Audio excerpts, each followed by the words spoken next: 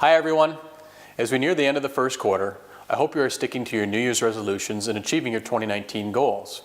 One of my goals is to help more buyers and sellers like you make a move this year. If a new home is in your plans for 2019, please give me a call.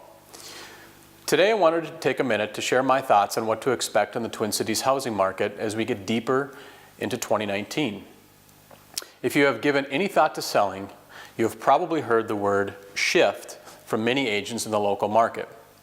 I, for one, personally hate the word shift. To me, this is a scare tactic for a lot of agents to move you off the fence this year. Look, the real estate market shifts every day, every week, every month, depending on your area and the type of property that you're selling. So don't buy into this whole the sky is falling and the market is shifting script. Most of the experienced experts in the real estate industry feel that as long as the economy continues to thrive, so will housing. Home prices will continue to rise this year, but we will enter into more normal levels of appreciation compared to the last several years. In my opinion, overall, 2019 will continue to be another strong year for home sellers, especially those homes that are priced under $400,000. The inventory of homes in this price point is still very low, and as interest rates continue to hover around 4.5%, I believe that the buyer demand will remain high, and this will drive home prices up and keep the sellers in the driver's seat.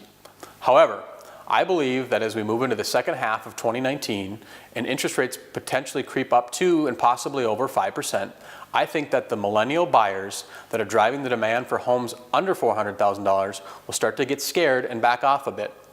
Rates over 5% will be a shock to the younger buyers as they have yet to see interest rates this high in their adult lifetime. And it will take some time for them to accept the new reality of higher mortgage interest rates, thus causing the housing market to slow a bit until they can come to terms with the new cost of home ownership.